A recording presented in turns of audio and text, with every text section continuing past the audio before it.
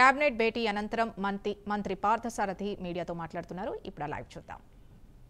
విధానాన్ని తీసుకొచ్చి కేంద్ర ప్రభుత్వం నేషనల్ క్వాంటమ్ మిషన్తో ఇంటిగ్రేట్ చేసుకుంటూ దేశంలోని ఐఐటీఎల్ని అదేవిధంగా ఇండియన్ ఇన్స్టిట్యూట్ ఆఫ్ సైన్సెస్ని వాళ్ళందరినీ కూడా మేధావులందరూ కూడా ఇంటిగ్రేట్ చేసుకుంటూ ఈ విధానాన్ని ఈరోజు ఆమోదించడం జరిగిందని చెప్పేసి మనం చేస్తాను. దీని మూలంగా ఈ క్వాంటమ్ కంప్యూటర్కి సంబంధించిన విడిభాగాలు మ్యానుఫ్యాక్చరర్స్ కానివ్వండి, లేదు ఈ రాష్ట్రంలో కొన్ని వేల మంది ఈ ఆల్గరిథమ్స్లో నైపుణ్యం కలిగిన నిపుణులకు కానివ్వండి, వీళ్ళందరికీ కూడా రాబోయే రోజుల్లో మంచి భవిష్యత్తు ఉంటుంది. ఈ రాష్ట్రం క్వాంటమ్ కంప్యూటింగ్కి కేంద్రంగా కాబోతుందని చెప్పేసి, ఆంధ్రప్రదేశ్ కాబోతుందని చెప్పేసి కూడా మనం చేస్తాం. ఏ విధంగా అయితే సాఫ్ట్వేరు ఐటీ ఒక విప్లవం తీసుకొచ్చినాయో అదేవిధంగా ఈ క్వాంటమ్ కంప్యూటింగ్ కూడా భవిష్యత్తులో ఒక విప్లవం తీసుకురాబోతుంది.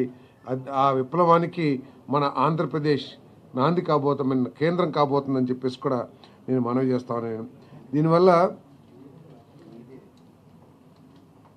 క్వాంటమ్ కంప్యూటింగ్ సెంటర్ని ఏర్పాటు చేయటం, ఏపీ క్వాంటమ్ టెక్నాలజీ ప్రపంచ కేంద్రంగా నిలబెట్టడం లక్ష్యం. స్టార్టప్లు, విద్యా సంస్థలు మరియు తయారీదారులకు ఆర్థిక ప్రోత్సాహకాలు అందించడం, అదేవిధంగా క్వాంటమ్ కంప్యూటర్ అమలు చేయడం మరియు $1 బిలియన్ పెట్టుబడుల్ని ఆకర్షించడానికి ఈ విధానం యొక్క లక్ష్యాలని చెప్పేసి మనం చేస్తామని నేను. అంతేకాకుండా మొట్టమొదటి కంప్యూటర్ కూడా భారతదేశంలో ఆంధ్రప్రదేశ్లో ప్రభుత్వం చేయబోతుందని చెప్పేసి మనం చేస్తాను, ఐబిఎం సహకారంతో. అదేవిధంగా 5,000 మంది నైపుణ్యం కలిగిన నిపుణులు మరియు 100+ స్టార్టప్లు ఈ విధానం ద్వారా వస్తాయని చెప్పేసి కూడా ఈ ప్రభుత్వం ఆశిస్తుందని చెప్పేసి కూడా మనం చేస్తాను. మరి మన విద్యార్థులకు కూడా ఈ ఆల్గారిథమ్స్లో ఎక్కువగా ట్రైనింగ్ ఇవ్వడానికి ఇంజనీరింగ్ కాలేజెస్లో కూడా ఒక కార్యాచరణ రూపొందించబడుతుందని చెప్పేసి మనం చేస్తాం. అదేవిధంగా ఆంధ్రప్రదేశ్ నైబర్హుడ్ వర్క్ స్పేసెస్ మనందరం కూడా చూస్తూ ఉంటాం. మన ఇంటి పక్కన ముందు వెనక వాళ్ళందరూ కూడా చాలామంది హైదరాబాద్ ఉద్యోగం చేస్తూ ఉంటారు. సడన్గా వచ్చి ఇంటికాడ 3-4 రోజులు ఉంటారు. మనం ఏమనుకుంటాం, ఏంటి ఉద్యోగం పోయిందా అనుకుంటాం. కానీ వర్క్ ఫ్రమ్ హోమ్ అని చెప్పేసి ఇంటికి వచ్చేస్తూ ఉన్నారు. సో వాళ్ళు వచ్చినా కూడా వాళ్ళు అనేక సమస్యలు ఎదుర్కొంటున్నారు. కావాల్సిన ఇన్ఫ్రాస్ట్రక్చర్ లేకపోవటం కానివ్వండి, కావాల్సిన పవర్ బ్యాకప్ లేకపోవటం కానివ్వండి, లేకపోతే కావాల్సిన టెక్నికల్ సపోర్ట్ లేకపోవటం కానివ్వండి, వీటన్ని లేకపోతే సిస్టమ్స్ లేకపోవటం కానివ్వండి. సో వీటన్నిటికీ ప్రతి మండలంలో కూడా ఒక సెంటర్ని ఏర్పాటు చేయ నైబర్హుడ్ వర్క్ స్పేస్ని ఏర్పాటు చేయాలని చెప్పేసి ఈ ప్రభుత్వం భావిస్తుందని చెప్పేసి మనం చేస్తాను. దాంట్లో దాదాపు 20 వర్క్ స్టేషన్స్, 20 నుంచి 30 వర్క్ స్టేషన్స్ ప్రతి మండలంలో కూడా ఏర్పాటు చేయబోతా ఉన్నాం.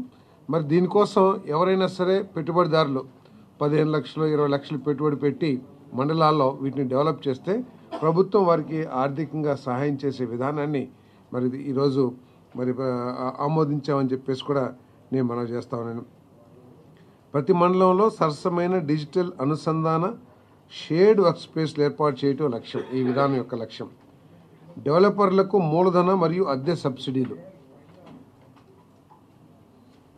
నైపుణ్య శిక్షణ ప్రోత్సాహకాలు అందించటం, 1,00,000 మందికి శిక్షణ ఇవ్వడం మరియు 70% హబ్లు స్వయం సమృద్ధిగా ఉండేలా చేయటం ఈ విధానం యొక్క లక్ష్యాలని చెప్పేసి, పాలసీ యొక్క లక్ష్యాలని చెప్పేసి మనం చేస్తాను.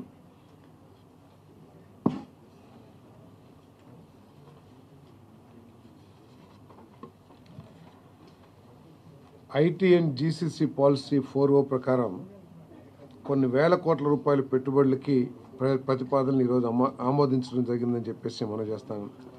విశాఖ రియాలిటీ లిమిటెడ్ విశాఖపట్నంలో ఏపీ ఐటీ మరియు జీసీసీ పాలసీ కింద 3 మిలియన్ అంటే 30 లక్షల స్క్వేర్ ఫీట్ విస్తీర్ణంలో 3 స్టేజెస్లో గ్రేడ్ ఏ ఐటీ పార్క్ని అభివృద్ధి చేయడానికి ఈ విశాఖ రియాలిటీ లిమిటెడ్ ఒక ప్రతిపాదన చేసింది. అంటే వారి సొంత స్థలంలో వారే చేసుకుంటారు.